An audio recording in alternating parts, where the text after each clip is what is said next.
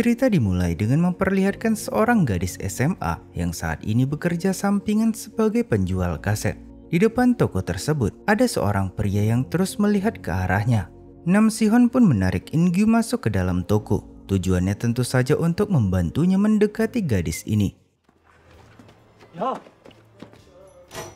Kebetulan mereka bertiga ini satu sekolah, tapi di sekolah mereka nggak berbicara satu sama lain. Saat itu Si-Hon mendengar lagu yang diputar di toko itu dan ia tertarik membelinya, di mana penyanyi dari lagu itu bernama So Ji-won. 뭐라고?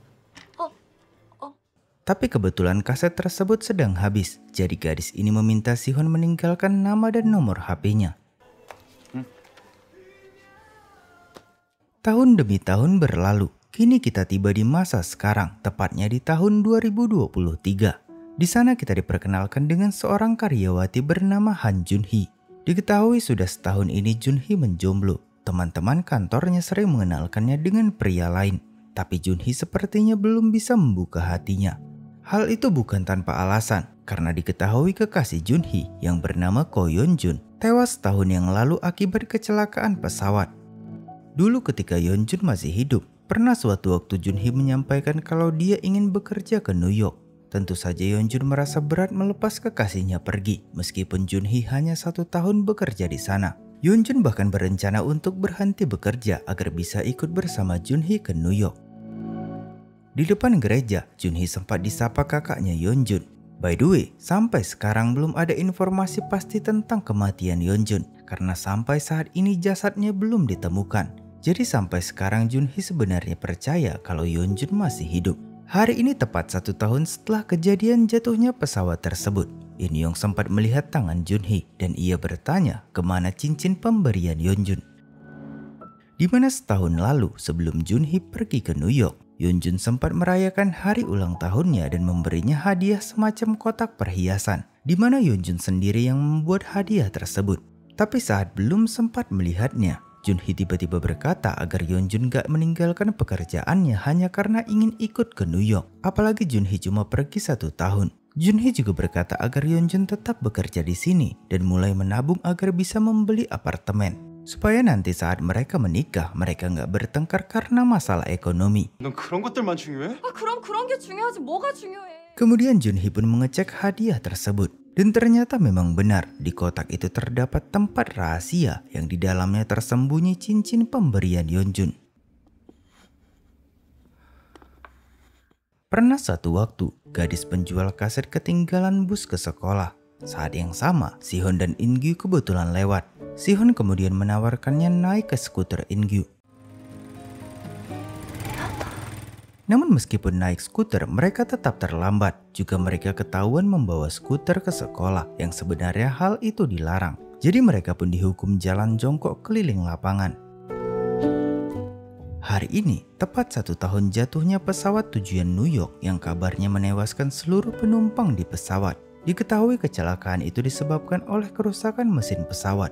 Meskipun begitu, masih ada korban yang belum teridentifikasi. Hari ini juga adalah hari ulang tahun Jun-hee. Kali itu dia mendapat kupon 20% sebagai hadiah ulang tahunnya. Biasanya Jun-hee selalu merayakan ulang tahunnya bersama Yeon-jun. Seperti malam itu, Yeon-jun membawakannya bunga sebagai hadiah ulang tahunnya. Saat itu juga tiba-tiba ada yang memberinya bunga, namun tidak ada nama pengirimnya. Rekannya hanya menjelaskan kalau dia mendapat bunga itu dari bagian informasi. Jun-hee lantas bertanya ke bagian informasi tentang siapa yang mengirim bunga tersebut. Wanita itu berkata pria yang mengirimnya baru saja pergi. Dengan bergegas Jun-hee pun langsung mengejarnya. Tapi saat yang sama, kakak Yeon-jun yaitu In-young menghubunginya dan memberitahu bahwa mayat Yeon-jun sudah teridentifikasi dan ia memang tewas akibat kecelakaan pesawat. Jun-hee sempat depresi mendengar kabar tersebut. Lalu ia ditelepon seorang pria yang memintanya datang ke galerinya. By the way, Chan-young adalah teman dekat Yeon-jun. Mereka berdua adalah seniman yang cukup terkenal. Di sana Chan-young menyerahkan barang-barang Yeon-jun yang ia temukan. Salah satunya adalah sebuah lukisan buatan Yeon-jun. Ya, walaupun sampai sekarang Jun-hee nggak tahu siapa gadis di gambar tersebut. Jun-hee sering melihat sambil mengenang foto-foto mereka dulu. Dia juga terus mengirim pesan ke Yeonjun sambil berharap Yeonjun bisa membalas pesannya. Seperti saat itu, dia sangat berharap Yeonjun membalas pesannya sambil mengucapkan selamat ulang tahun. Namun saat itu dia mendapat pesan dari Instagram yang berisi sebuah foto di depan toko kaset 27. Namun foto itu dikirim oleh akun fake. Juga Junhee nggak mengenal gadis yang ada di foto tersebut. Dia kemudian bertanya siapa orang di balik akun fake tersebut dan Junhee mengajaknya bertemu. Namun hingga pagi hari pesan Junhee nggak dibalas. Dia juga nggak mengenal siapa gadis dan pria di foto tersebut. Walaupun menurut temannya gadis itu sangat mirip dengan Junhee. Junhee kemudian meminta bantuan Sang-ho untuk mencari tahu apakah foto itu pernah diunggah sebelumnya. Lalu setelah mencari, Sang-ho menemukan kalau foto yang sama pernah diunggah di situs School Day tahun 2008, di mana dulunya ini merupakan situs untuk mencari alumni. Tapi sekarang situsnya sudah ditutup. Junhee pun mulai berpikir apakah gadis di foto itu adalah cinta pertama Yeonjun. Kita kembali lagi ke masa lalu. Gadis penjual kaset ini sangat senang mendapat nomor telepon Sihon. Lalu mereka pun saling berkenalan. Dan nama gadis ini adalah Kwon Minju. 권민주. Junhee juga sempat mencari tahu mengenai lokasi di foto tersebut, yaitu toko kaset 27. Dulunya toko itu cukup terkenal, namun seiring perkembangan teknologi, toko itu pun akhirnya tutup. Dulu Minju tinggal bersama ibu dan adik laki-lakinya. Sebelum berangkat sekolah, dia selalu menyiapkan sarapan untuk mereka berdua. 지각하고 나보고 뭐라 그러려고. 빨리 나가. Di sekolah Minju kembali bertemu Sihon dan In-gyu karena kebetulan mereka ada di kelas yang sama. Melihat kedekatan mereka, ternyata ada seorang gadis yang cemburu karena ternyata dia menyukai Sihon. Para siswa laki-laki juga menyadari hal tersebut, namun mereka bingung mengapa Sihon dan In-gyu mendekati Minju, padahal Minju adalah siswi yang dikucilkan di sekolah tersebut. Tapi perkataan mereka sempat membuat In-gyu tersinggung, hingga dia hampir terlibat perkelahian. Setelahnya tanpa sengaja Sihon mendengar mereka menjelek-jelekan In-gyu. Sihon yang gak terima sahabatnya dijelek-jelekan lantas memberi Min-sang pelajaran. Kemudian dia memperingatkannya agar gak menjelek-jelekkan In-gyu maupun Minju. Sementara Junhee terus melihat foto tersebut. Kali itu dia mendapat informasi dari temannya. Dia berkata kalau toko kaset 27 yang sudah tutup itu sekarang diganti dengan Cafe 27 dengan pemilik yang sama. Sepulang sekolah Sihon sengaja menyingkir agar In-gyu dan Minju bisa PDKT. Mereka pun mulai menceritakan diri masing-masing, seperti In-gyu yang selama ini memakai alat bantu dengar di telinga kanannya. Karena katanya tanpa alat itu, telinga kanannya nggak bisa mendengar. Sejak teman-temannya tahu, mereka mulai merundung In-gyu sembari meledeknya. Untungnya dia bertemu Sihon yang selalu menerima kekurangannya, bahkan membelanya dari orang-orang yang merundungnya. Sedangkan di malam harinya, Junhee bersama temannya datang ke Cafe 27. Tapi sayangnya saat itu kafe tersebut tutup. Mereka pun memutuskan untuk kembali di lain waktu. Lalu ketika di stasiun, tanpa sengaja Junhee melihat seorang pria yang sangat mirip dengan Yeonjun. Namun dia berdiri di tempat yang berseberangan. Junhee pun berusaha datang ke tempat pria tadi. Namun saat di sana, dia nggak lagi melihatnya. Junhee pun mulai depresi lagi. Sekarang dia bingung apakah pria yang dilihatnya tadi memang Yeonjun atau itu cuma imajinasinya. Apalagi sejak kecelakaan pesawat itu, Junhee sering berhayal kalau Yeonjun ada di sampingnya. Karena bahkan sampai sekarang dia belum bisa menerima fakta kalau Yeonjun sudah nggak lagi di sampingnya. Ketika di rumahnya, Minju mendengar kedua orang tuanya yang bertengkar bahkan berencana untuk pisah. Mereka kini memperebutkan adik Minju yaitu Dohun. Mereka sama-sama ingin membawa Dohun, tapi nggak satu pun yang memikirkan Minju, seakan dia bukan anak mereka. 저는 어디로 가든 상관없는 거네요.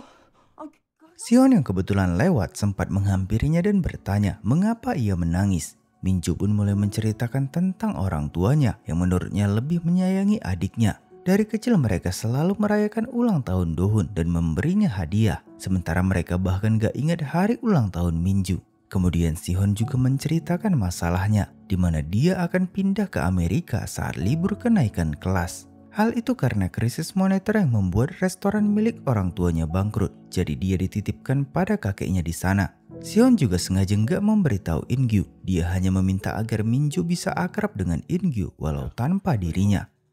인규도 아직 진짜 모르는 비밀이다. Di kantornya Junhee kembali mendapat kiriman paket yang entah dari siapa. Sebelum membuka paket itu, temannya memberitahu kalau Cafe 27 buka hari ini. Hingga di malam harinya, mereka pun datang ke kafe tersebut.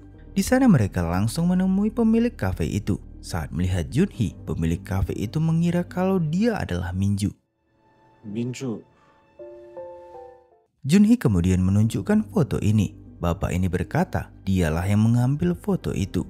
Dia juga sangat mengenal Min-ju karena ternyata Min-ju adalah keponakannya. Junhee sempat meminta nomor telepon Min-ju karena dia ingin bertanya mengenai pria di toko tersebut. Namun bapak ini gak bisa memberikannya karena ternyata Min-ju sudah meninggal dunia.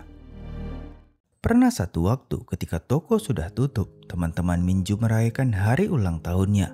In-gyu memberikannya hadiah semacam pemutar kaset mini. Namun setelah menerima hadiah itu, In-gyu melihat pandangan Min-ju ke Sihon yang sedikit berbeda. Sehingga ia minta izin untuk pulang duluan.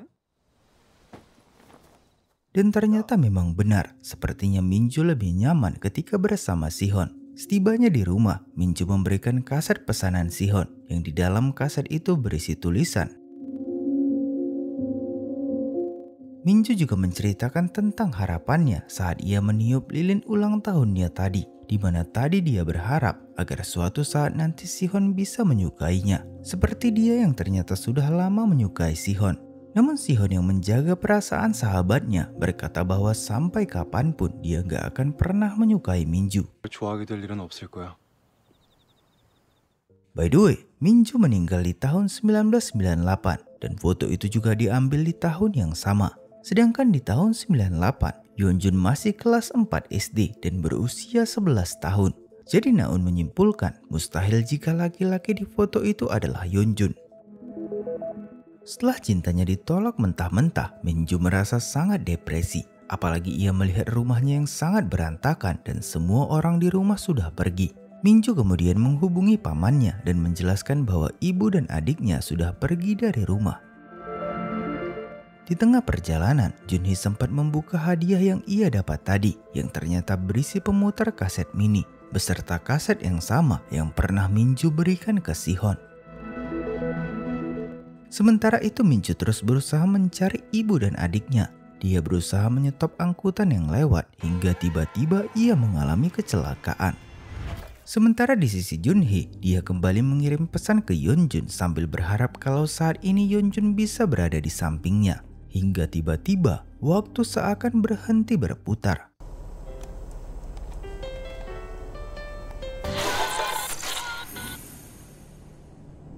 한준희 씨, 내가 널 좋아하게 될 일은 없을 거야. Saat tersadar, Junhee mendapati dirinya berada di rumah sakit dan dia melihat Sihon atau dalam ingatannya adalah Yeonjun berada di hadapannya.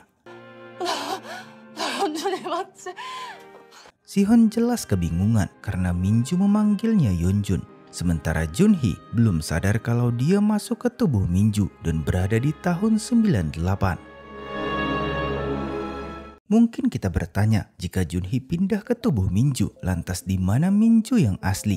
Ternyata dia berada di sebuah tempat yang entah di mana, tapi setelah kecelakaan itu, dia nggak mengalami luka sama sekali. Sedangkan di rumah sakit, Junhee masih kebingungan karena mereka terus memanggilnya Min-ju.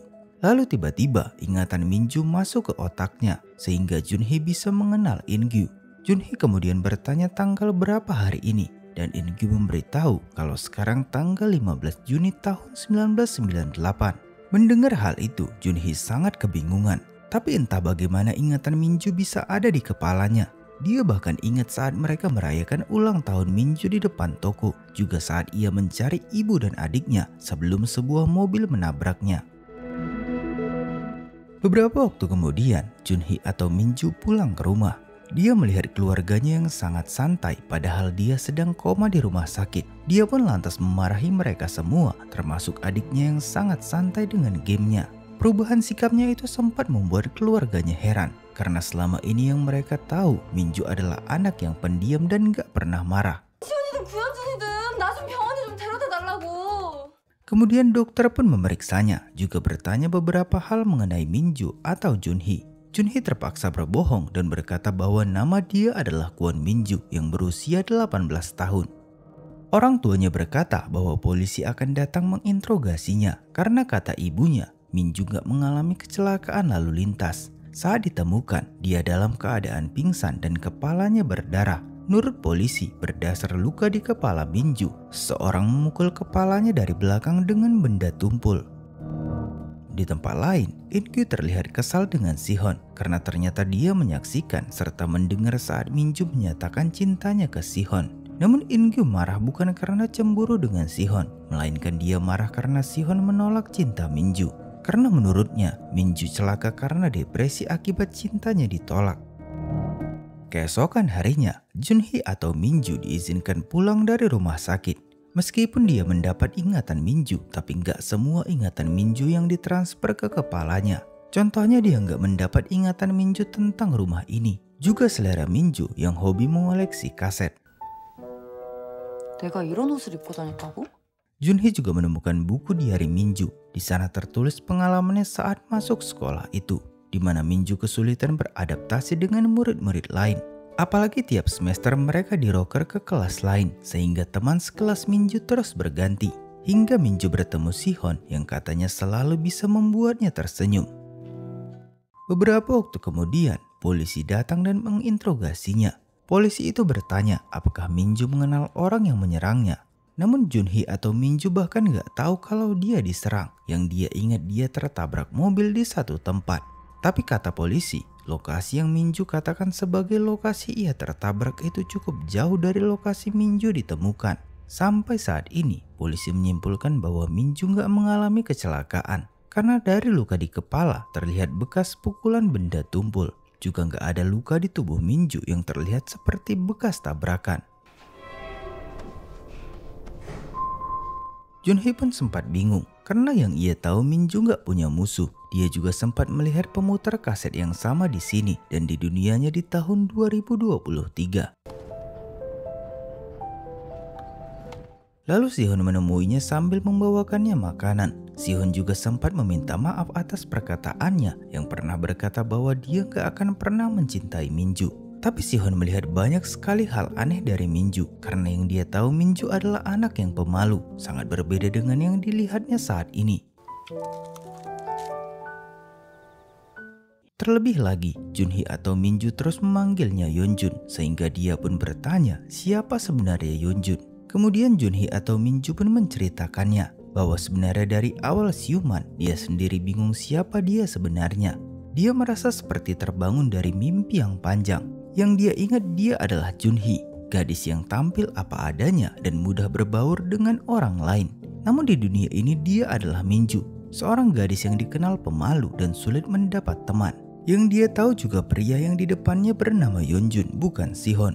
Junhee juga menceritakan awal pertemuannya dengan Yeonjun, di mana saat kuliah tanpa sengaja mereka bertemu di perpustakaan. Seiring berjalannya waktu, mereka pun mulai dekat. Hingga setelah lulus kuliah, mereka memutuskan untuk tinggal bersama. Walaupun kehidupan mereka sederhana, Junhee merasa sangat bahagia. Mereka juga sempat berjanji akan segera menikah. Hingga kecelakaan itu terjadi dan Yeonjun meninggal dunia. Setelah kepergian Yeonjun, Junhee merasa waktu seakan berhenti dan ia nggak bisa melupakannya. Namun Sihon menganggap kalau Junhee atau Minju cuma mengarang cerita karena ia terlalu menyukai Sihon. Ya walaupun Junhee menjelaskan bahwa dia menyukai pria yang bernama Yeonjun, bukannya Sihon. 이 정도인 줄은 몰랐어. Namun hingga pagi hari, Sihon terus kepikiran dengan cerita Minju. Hingga mereka berdua pun datang menjenguk Minju ke rumahnya. Di sana Sihon mengajaknya untuk mencari pelaku pemukulan tersebut. Pertama mereka akan datang ke TKP. Minju pun menunjukkan jalan tempat ia tertabrak, di mana saat itu dia mengejar taksi hingga ada satu mobil yang menabraknya. Namun tubuh Minju ditemukan di lokasi yang berbeda, di mana dia ditemukan di tempat ini dengan kepala yang berdarah. Lokasi tempat Minju ditemukan juga cukup jauh dari lokasi sebelumnya. Di sana Sihon sempat keceplosan soal tadi malam saat Junhee atau Minju menceritakan rahasianya. 그래서 나는 권민주가 아니라 한준이었어.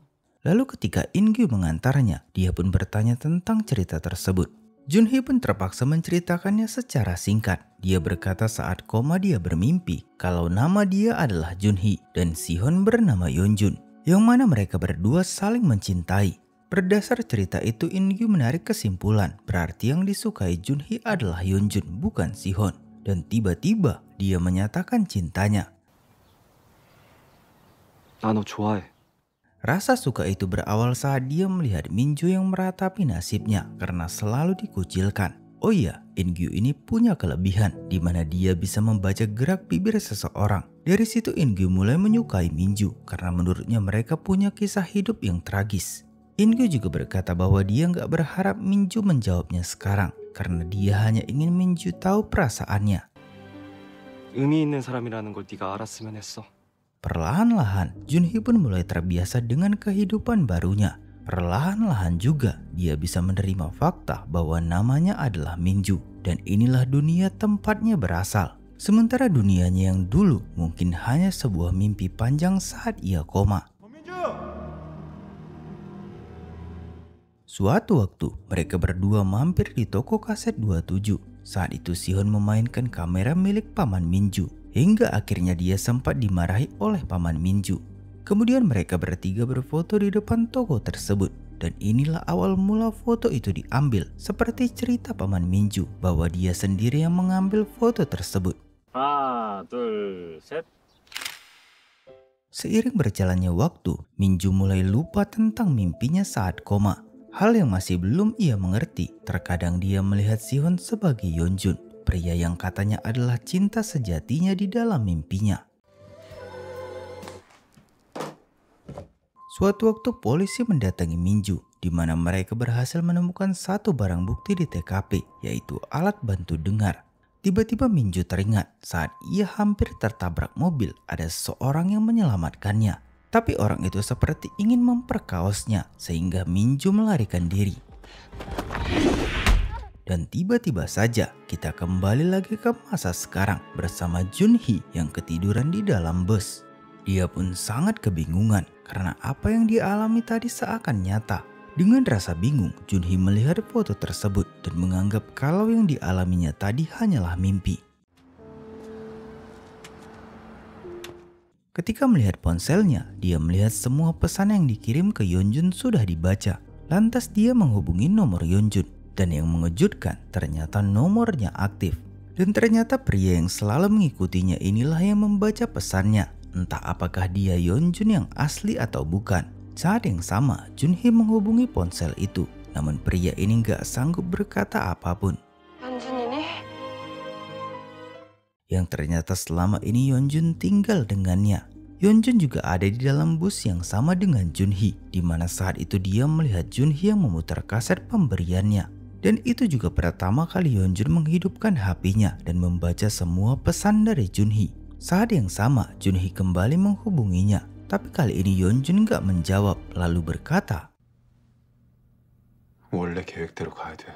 Keesokan harinya, Junhee berusaha mencari lokasi ponsel Yeonjun, namun dia nggak berhasil menemukannya.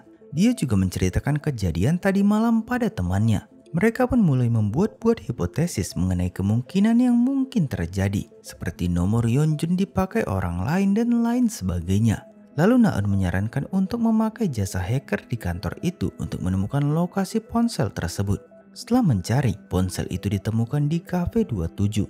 Namun berdasar informasi, ponsel itu sudah dijual kepada seseorang bernama Nam Sihon. 휴대폰 요금을 낸 사람이 남시현이라는 사람으로 나오는데요? Mereka langsung datang ke kafe tersebut. Tapi saat itu pemilik kafe sedang keluar, sehingga Junhee terpaksa menunggu di sana. Namun sampai kafe itu tutup, pemiliknya nggak juga kembali. Dalam perjalanan, dia sempat bertemu dengan Chanyong. Mereka kemudian minum bersama. Di sana Junhee sempat menceritakan tentang mimpinya, di mana ia bertemu pria yang wajahnya mirip dengan Yeonjun. Tapi Chanyong merasa mimpi itu hanyalah karena Junhee sedang stres. Karena perkataannya itu, Junhee pun memeriksakan kesehatannya. Sudah 3 bulan ini dokter meresepkannya obat karena Junhee sering mengalami insomnia. Namun meskipun sudah minum obat, Junhee hanya bisa tidur beberapa jam. Jadi dia masih dalam kondisi kurang tidur. Akibatnya dia nggak bisa membedakan mimpi dan realita yang membuatnya merasa bahwa mimpinya seakan nyata. Dokter berkata, itu adalah hal wajar jika Junhee melihat Yeonjun di dalam mimpi, mengingat Yeonjun merupakan hal terbesar yang pernah Junhee miliki. 나 궁금한 거 있는데. Beberapa waktu kemudian, pemilik kafe menghubunginya karena dia mendapat kabar kalau Junhee sempat mencarinya kemarin. Junhee pun menjelaskan tujuannya datang ke sana karena ia mengetahui ada orang yang menggunakan nomor Yeonjun dan kebetulan lokasi ponselnya ada di kafe ini. Junhee juga menceritakan bahwa sebelumnya dia pernah bermimpi menjadi keponakan paman ini. Lalu paman berkata, dulu waktu Minju masih hidup, dia pernah berkata kalau dia bukan Minju, tapi Junhee. Saat itu paman menganggap Minju sedang berhayal, tapi saat Junhee datang menemuinya, dia jadi teringat tentang perkataan Minju. Kemudian paman memberinya sebuah amplop yang di dalam amplop itu berisi buku diari Minju. Jelas Junhee sangat kaget, apalagi dia melihat tulisan di buku itu yang sama persis dengan yang ada di mimpinya. Termasuk tulisan Junhee sendiri yang ia tulis di dalam mimpinya. Juga ada tulisan di halaman belakang buku itu yang belum ditulisnya di masa lalu. Dari situ Junhee menyimpulkan bahwa mungkin dia benar-benar pergi ke tahun 98. Sekarang Junhee berniat kembali ke tahun 98 dan dia ingat waktu itu dia mendengarkan lagu dari pemutar kaset. Kemudian Junhee pun mulai memutar lagu tersebut sambil perlahan menutup matanya. Hingga tiba-tiba dia kembali ke tahun 98. Tepatnya saat paman membangunkan Junhee yang tertidur di tokonya. Junhee tentu bisa menebak yang terjadi selanjutnya, di mana polisi akan datang untuk menunjukkan alat bantu dengar yang mereka temukan di TKP. Polisi dan pamannya sampai keheranan bagaimana Minju bisa tahu semua itu. Lalu setelah memastikan, Junhee mengambil kesimpulan kalau apa yang dialaminya bukanlah mimpi. Junhee kemudian bergegas menuju sekolah mencari Sihon. Di perjalanan dia sempat teringat bahwa Yeonjun sangat suka film tentang mesin waktu. Katanya jika dia bisa kembali ke masa lalu, dia akan berkata pada dirinya di masa lalu bahwa suatu waktu dia akan menemui gadis yang sangat ia cintai. Juga dia ingin mengenang momen pertemuannya pertama kali dengan Junhee. Lalu saat Junhee melihat Sihon, dia berniat menyampaikan hal yang ingin dia katakan. Tapi saat itu Junhee dibuat kesal karena Sihon sedang melihat foto-foto gadis idamannya. 네 여자친구들이나 잔뜩 봐. Setelahnya Junhee kembali ke toko dan mengecek diarinya yang ternyata tulisan di halaman belakang diarinya saat ini belum tertulis. Dari situ Junhee mulai berpikir kapan dia akan bertemu Yeonjun yang asli. Apalagi paman pernah memberitahu kalau Minju meninggal di tahun 98. Artinya waktu Minju tinggal beberapa bulan lagi.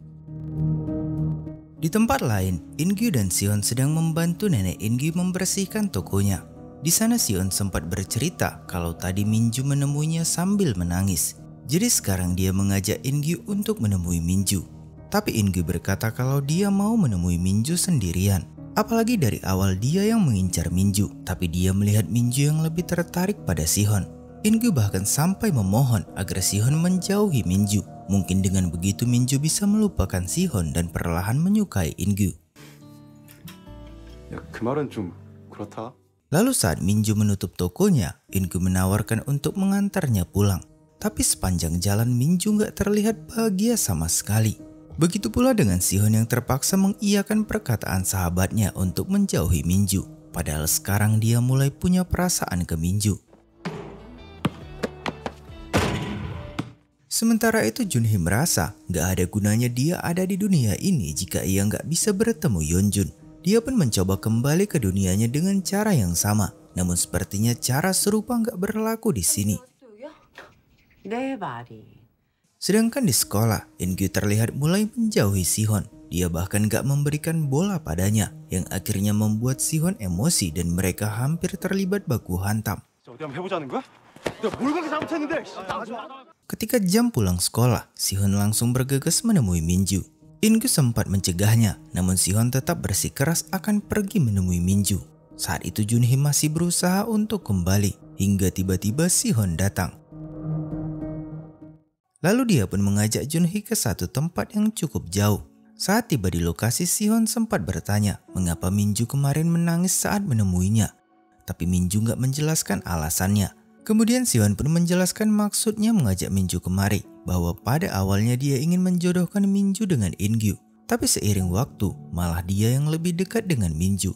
Sihon juga merasa aneh saat melihat Minju menangis, juga saat Minju memeluknya di rumah sakit. Dan sekarang ia semakin bingung dengan perasaannya.